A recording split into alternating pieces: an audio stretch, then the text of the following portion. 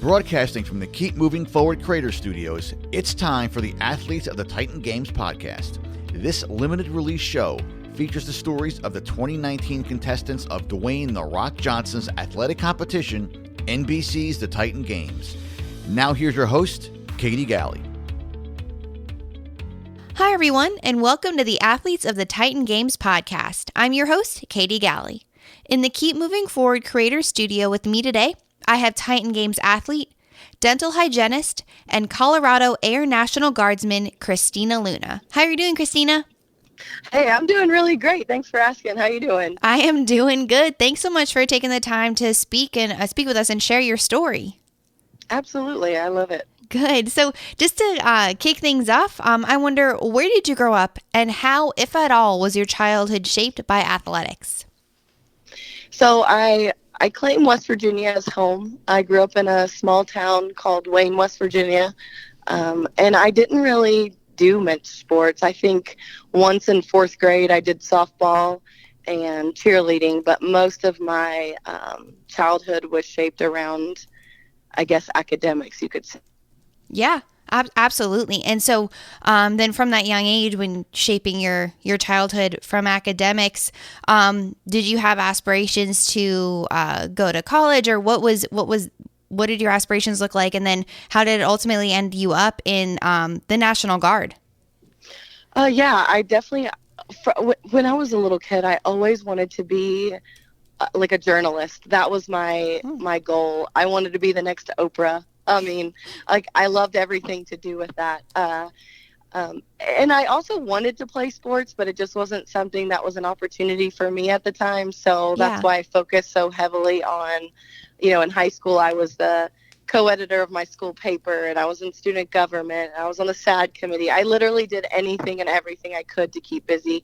So I wanted to go to school, but unfortunately I didn't have the money. I was raised by my grandmother, and we grew up on food stamps and stuff. So it's not like we had a lot of extra money aside to put towards education. But that was always my goal. So I tried to go to school with taking out loans and stuff, as so many of us do. We find ourselves in debt really quickly. Yeah. So I ended up joining the Air Force, and I started active duty at the age of 22, and did 4 years there. And then transferred to the Air National Guard after that. So actually next month will be 12 years total military service. Wow. But that's why a big driving component of why I joined the military was because I wanted an education more than anything. Wow. It's not something a lot of my family has. So I wanted to, that was a personal goal of mine I always wanted to reach. I mean, that's incredibly admirable. And this just seeing you wanted to achieve that goal. You wanted that education. So you had to figure out the way that you were going to get there. And so, getting into the Air National Guard, getting the Air Force, you saw that as a path to go down to achieve that. So how did that kind of come into your sights? How did the Air Force and Air National Guard, how did you become aware of that? And why did you decide that that was the path you wanted to go down in order to help you gain that goal of getting an education? Yeah, I had friends and some family members who had joined the military, and I thought for sure, like, I couldn't do that. I'm like, basic training, that sounds terrifying. There's no way I'll be able to get through that. Because like I mentioned before, I wasn't super active growing up. So I never even ran a day in my life before basic training. So I had talked to several people, and I had friends and family who had joined the other branches, and I almost joined the Army at first, but then I got pulled in by an Air Force recruiter, and ultimately just decided to go with them. And it was one of the best decisions of my life, for sure. Yeah. Wow. And it is, it's great to look back to and see the people that kind of shape that journey, the community around you, and not realizing the part that they would play maybe at the time, but looking back and seeing the path that you took to get to where you are today. Yeah, absolutely. It was such a driving force in my success today. Absolutely. Yeah. And so, from there, 12 years in military service, that's, incredible. And thank you so much for your service. how did becoming then a dental hygienist play into that? Where did that kind of fit in, and on what part of your journey did that enter into the picture? Oh, I love telling the story because I wanted to go into the Air Force as a journalist, and that's one of the careers that they have. Yeah. But the wait list was too long, and I was like, I'm 22. I cannot wait anymore. I want to get this done. So they were like, well, you can join, and the Air Force will pick your job. And I've always kind of been a free spirit, and I was just like, okay, that sounds fun, you know. And I really got lucky because so many of my basic trainee friends got some jobs that I just personally wouldn't want. And the military picked dental assistant for me. So I was like, I just will never forget sitting in this room. They give you a number, which for my military folks is your AFSC, otherwise known as your job. So they give us this number and they make you look it up. And I looked it up and I was like, dental assistant? Like, what the heck is that? I'm joining the military. I thought I was going to go like, pew, pew. You know what I mean? Like, I thought I was going to be a warrior, you know? And so I was so mad. I was like, dental assistant, this is crap. Like, I'm so upset. But I quickly realized that the dental field was really rewarding. It was a great environment. It was safe, good hours. And I thought, if I ever wanted to have a family one day, working in the dental field is great. So I had dabbled in the thought of wanting to go to dental school. But I ended up getting married and having some children. I have 2 daughters. They're 7 and 9 now. But trying to go to school and take some of those classes with babies at home it was too tough at the time. So I looked into hygiene. And I was like, wow, this is great. It's like an intermediate level provider. I get to treat and diagnose. I'm sort of like a nurse practitioner-ish in the dental field, you know. So I was like, I can still have that autonomy. I can still be passionate about what I do. So I ultimately chose dental hygiene. And after receiving my bachelor's in exercise science, I went and got my associate's in dental hygiene. That's so cool. I had no idea that was the way it worked out. You can have a kind of a job assigned to you, and you fell into that position, but ending up, obviously enjoying it. So when you did, you decided that, going down this path, but at first you said you were kind of annoyed, you were frustrated. You didn't think that this was the, what it was like to be in the military. So did you immediately then kind of take to it after you started to learn what it was, learn about this profession? Dealing with a person's teeth and a person's mouth. I don't know. That just seems, if you hadn't really thought about it prior to that, I wonder how seamlessly you were able to transition into that profession. Well, they send you to school first. So yeah, you're like learning about it, and you're like learning so much. And I didn't grow up going to the dentist. So for me, it was a little exciting to learn all this stuff and how, systemic health relates to oral health and vice versa, and learning all these procedures. And so it was kind of fun. I was 22. I wasn't married. I didn't have kids. So for me, it was kind of fun. And the people that I was learning along with, we just had a blast. So then when I got to my first duty station, which was in Illinois, it was Scott Air Force Base, I worked with some dentists who were straight out of dental school. And my team was really fun. And I enjoyed it. And so it was weird at first, and I even still to this day have people saying, I don't know how you work in people's mouths. They're just totally grossed out. But I was just like, I don't think of it that way. I think of like, I'm helping someone. Like, I don't know how many people that are listening will know this feeling, but the ones that do know exactly what I'm talking about. But the feeling of a clean mouth after a good cleaning, there's nothing like it. There really is nothing like it. You're right.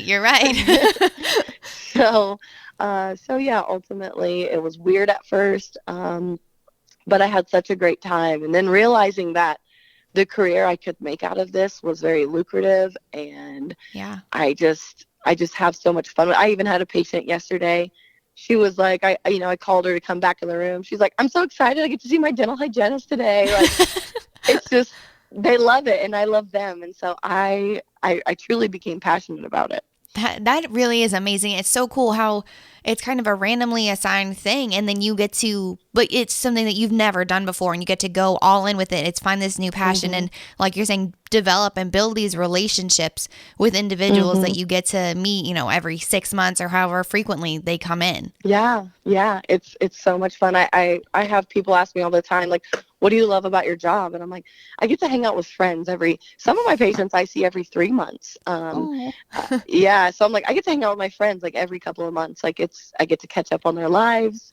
A lot of them I've met at the beginning of their pregnancies, and now they have babies, or they got married, or they got a new job, and it's just and then I'm there for the sad times too, deaths in the family, surgeries. So it gets to be a kind of an intimate relationship you share with your patients. Unlike the medical field, a lot of the times people see them one time, they never see them again, or they don't see them quite as often. I see my patients up to 4 times a year. That's a lot. Yeah, that is a really good point. I guess putting it in that perspective, you don't think about it unless you're in that profession. The frequency with which you actually see your patients, and you have the time to build those relationships with them and build that intimate bond. Yeah, it's so special. I mean, some of them bring me gifts Wow. to thank me. Yeah. It's so beautiful. Like, I truly love it. And it's more than cleaning teeth. I know a lot of people think, oh, you just clean teeth, or, oh, I'm just getting my teeth cleaned. But I'm actually treating a disease. Most of my patients, I'm treating periodontal disease, which studies have shown that the bacteria in the mouth that causes periodontal disease can affect preterm birth weight for pregnant patients, heart disease. The bacteria is found in pneumonia patients. It can even go as far as men with erectile dysfunction. I mean, Wow. it's a big deal. So I'm helping, not only making these people's oral health better, but their overall health better, and that's pretty powerful. It really is. I mean, to think to the extent that you're helping people, it's not just existent within their teeth and within their mouth. It goes beyond that, and it's, affecting and changing their whole life for the better. Yeah.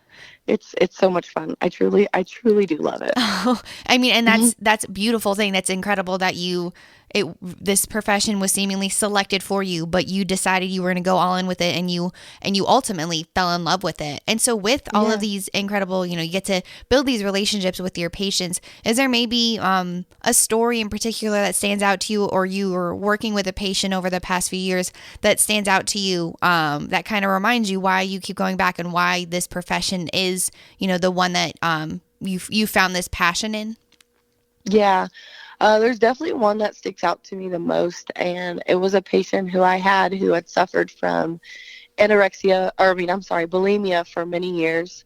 And because of that, the fear of coming to the dentist or getting their teeth cleaned or anything with their mouth was, not something they wanted to do or face. And coming to me, this patient was terrified, crying, and I just let this patient know that, whatever happened in the past is the past, that they're here now, and we're going to make things better. And, after that, the patient hugged me, and that's one of the patients I'll never forget. And every time that patient comes back, I just got loads of gifts, like a box of goodies, and just, how much I had helped, and I couldn't believe it at first. Sometimes I even get into my own head thinking, all I'm doing is cleaning teeth. Yeah. But it is more than that. It even goes further than helping their health. It's helping their smile, the way they feel, the way they feel about their mouth, or the way they feel about their smile. And so I truly impacted that person, and their reaction to it completely impacted me, and remotivates me every time that I love what I do. Yeah. I think that's so important to think about. Every time you interact with them, you have the opportunity to change their day or change their month, their week, whatever it is. You have the opportunity to do that for them. But in return, you feel that too. You feel a change. You feel positively impacted because of the way that you were able to help change their life. Absolutely. So this amazing journey that you've led and being in this profession that you found and so passionate about it, how did you ultimately become a contestant on this season's Titan Games? So fitness, like I mentioned before, I didn't really run even until basic training. So fitness and health really came into my life around that time, 22 years old. Joining the military, and I have to be able to run. I have to be able to do sit-ups and push-ups. Yeah. But that's about all I have to do. And so I got healthy in that sense to where I wasn't overweight or I could run 1.5 miles without dying. That's I love telling this story too, because the first time I had to run in basic training, I think it took me like 18 minutes or something to do 1.5 miles. Like, that's embarrassing. That's so embarrassing. But I look back on it and laugh now. So, slowly year by year, I got introduced to different things. And I got pregnant with my first daughter and gained an excessive amount of weight, but I was able to lose it all within 6 months. Now, I was probably what you would call skinny fat at that time. And then I got pregnant again right after that, and I had my second daughter, and I did the same thing. And you would think you would learn your lesson the first time, but apparently I need to do things more than once wrong before I get it right.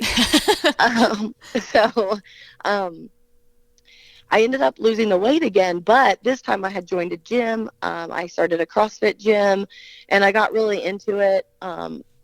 This time, after losing the weight, I was also gaining muscle. So I wasn't that skinny fat anymore. I was more of a healthy body fat percentage and able to, and capable, I guess you could say.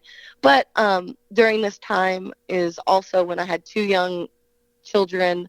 I was divorced, going to school, working, and so my weight would fluctuate throughout the years. I would be able to go steady to the gym for a little while, then I'd have to back off for a little while. And so I didn't, unfortunately, I think back, I'm like, man, if I would have just kept on the same path for this long, I would be pretty elite. But I was truly your regular, ordinary person who works and trying to find the time, and I don't always have the time, and sometimes my priorities weren't the gym. So I think they noticed that when recruiting for the Titan Games.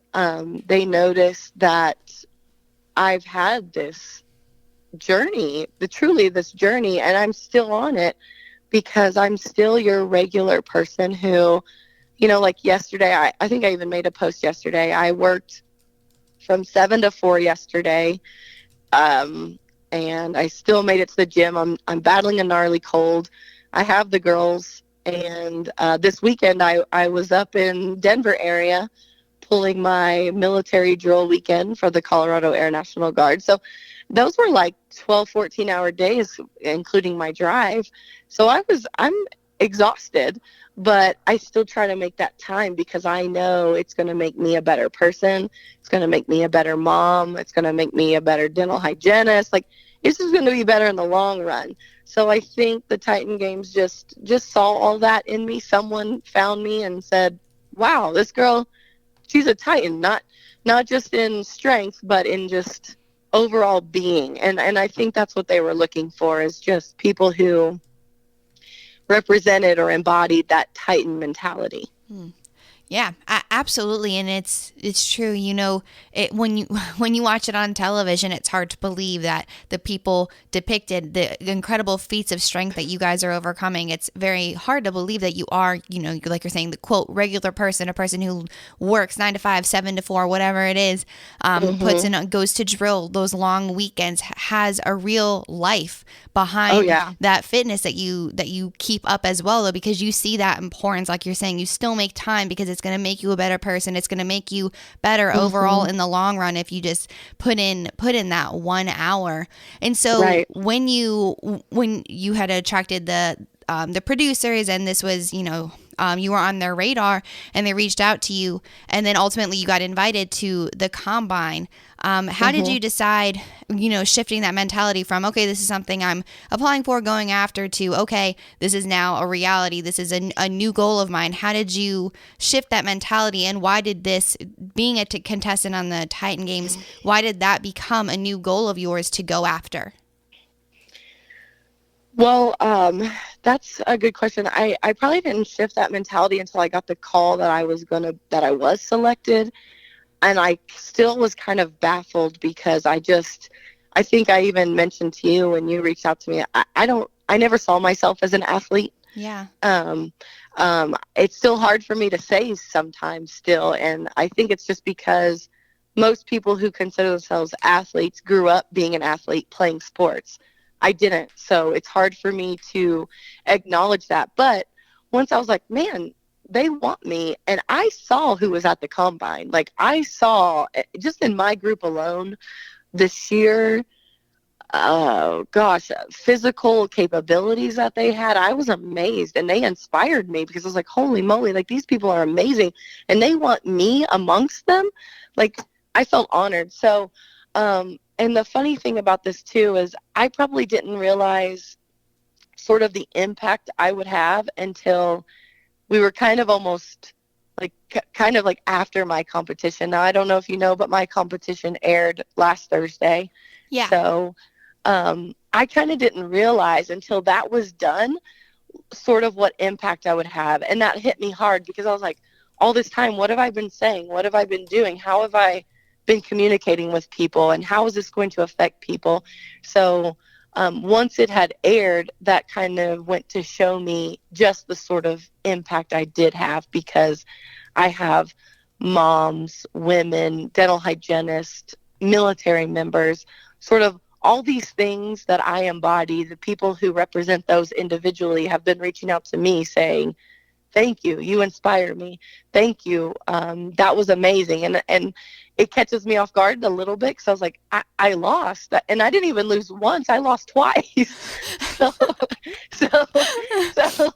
I'm like, really, you guys, like, are you guys serious right now? So, and that goes to show that it's not about who takes it all home. It's about who you can inspire throughout the process. So me being on the Titan Games was an amazing experience, and I did the best I could do, and I think everyone can see that. But ultimately, the people who I've inspired, now is truly moving, because normally I've inspired people, but more locally, like the people I have a close interaction with, who have met me along my journey, and they hear about everything I've went through. They're like, oh, that's that. How do you do that? But now I'm given this like more of like almost a global platform, and I'm like, wow, I can really help people. So I definitely made that shift, but maybe a little late, just because I was so like, I guess I just didn't realize sort of how powerful this all would be. You know what I mean? Yeah. And I think that really ties into your humility and what you bring to the table from that regard. And, not viewing yourself your whole life as an athlete, and all of a sudden kind of being thrust into this world because of, being in the military, but then too now with specifically with the Titan Games. But I think it's so important to remember that it's not, I love what you said, it's not about who takes it all home. It's about who you can inspire through that process. So it hardly mattered. It mattered at all. It did not matter at all. You went up against it and you fought, and then you made it to the to Mount Olympus, pushing through those. The fact that you stepped up and you continued to push through, but it didn't matter the final outcome. It mattered that you continued to step up. You said yes, and you said yes initially to even be a contestant on the show, knowing that you have to balance so much in your own life. You still said yes to this, and it wasn't for your own personal gain. It was so that your journey, now you look back and you realize it was so your journey could help someone else, and it has. Yeah, that's you put it more beautifully than I could have ever. So yeah, thank you. That's kind of exactly. And that's a good point, because going up to Mount Olympus, I almost didn't want to, because I mean, I lost, and Right. I thought, how are people going to accept me going to Mount Olympus? Like I didn't win. And, and but I was just like, Christina, you got to do this. You got to do this for Melissa. Melissa can't go on, so you have to do it. Yeah. And I did it, and then to lose again was, I laughed, but it's just like, of course we all want to win. Like Right. nobody wants to lose. Of course. But but I'm like, hey, like I didn't even think I could get past one barrel, and I got past all 6 of those. Exactly. So Yeah. so. But really, and I think cool. absolutely it was amazing, and I think it's true. It ties into what you were saying before, what it means to be a Titan. It's stepping up when, going to the gym, putting in that extra hour of work, getting up an hour early, just so that you can because it's going to be worth it in the end. Even if you don't feel like it in the moment, it's going to be worth it when it's all said and done. So again, it hardly matters whether or not you win or lose. That is completely secondary, tertiary, third, whatever. It's like the last thing on the list. That doesn't matter. It matters that you showed up and that you were willing to fight until the end. That was what matters. Yeah, I appreciate that. Of course. I hope everyone sees that. Yes, they absolutely. do. They absolutely do. And with that, and with this incredible journey that you've had, specifically on the Titan Games, and we have touched on it a little bit already, but I wonder, what would you say is your definition of a Titan, and how do you believe that your experience on the show will now carry over into the rest of your life? Yeah, so I think a Titan isn't necessarily like an object. It's sort of like a way of being, like you'll find with so many of these athletes, it's not just that they can bench press this or squat this or run this and jump this high. It's like their whole in who they are and what they embody. It's perseverance. It's dedication.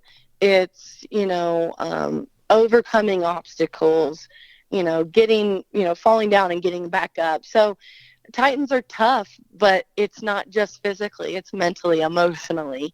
Because we all know when we get knocked down, that takes a big hit on our emotions and our ego. So to get back up and face things head on, like that's a Titan. Like Titans persevere.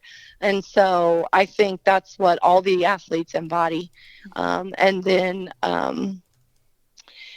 then being on this show or this competition, I think, like I mentioned before, it's just giving me a platform. Like I just have now been able to impact people who I have never met. And that's truly amazing to me because, like I said, I impact like people I went to school with, people I'm, from my hometown, or people I work with, some of my patients, people in the military with me. But now we're stepping outside of that small circle of people I know to people I've never met, and people who learned about my journey, found me on social media and said, wow, like if this girl can do it, I can too. And that's exactly the point I want to get across, because I didn't grow up doing sports. I'm not like your straight A student by any means. I gained weight and I've lost it. I've literally done it all. I joined the military when I thought there's no way I could get through basic training. And so I was once one of those people who thought I couldn't, but I never let that hold me back. I still was going to try. And so to show people that, like, you can. If I can do this, I promise you can, because I am nobody special. I don't have any, sort of superhuman strength. I haven't been given any, like, special treatment to advance in life. It was just all through hard work and dedication. And so to be able to show people that, I think that's super cool. Like, I'm excited about, like, who else I can inspire, because now they're just going to keep me going and keep me pushing harder now. Yes. Oh, that really is incredible. And I love that. It's you put in that hard work, you had that work ethic and that drive. And so now, and the people that in your wake in doing that, the people that you've inspired, those that you both know and those that you have never met before and you didn't even know that you inspired on those days that it's a struggle to, to get yourself to the gym or to do something to pursue your goals, to pursue those passions. Those are the people that can now help you stay in check, the ones that are, outside of your community, inside your community, all of those that you've helped inspire because of that legacy that you've now left behind. Yeah, it's pretty cool. Yeah, it's amazing. And in that same vein, Christina, I just have one final question that I ask all of my interviewees. With everything that you've accomplished to date and knowing that you still have so much left, you have so many more goals and passions to pursue, and you're going to, knowing that you're going to achieve those, what do you want to be remembered for? I just want to be remembered for someone who never gave up and always went after whatever I wanted. And maybe I didn't get it right away, but I didn't give up because, I was going to get it. Thank you all for tuning in to today's installment of the Athletes of the Titan Games podcast. To learn more about each of these Titan athletes, be sure to check out their information in the links in my show notes. Furthermore, to stay up to date on all things coming out of the Keep Moving Forward Creators Studio, be sure to subscribe to the Keep Moving Forward podcast iTunes channel and follow along on social media, also available in the show notes. As the creator of the Titan Games, Mr. Dwayne "The Rock" Johnson says, "Titans aren't born, they're made." And I hope today's story helped you realize all that you are capable of becoming if you put in that hard work and just keep moving forward.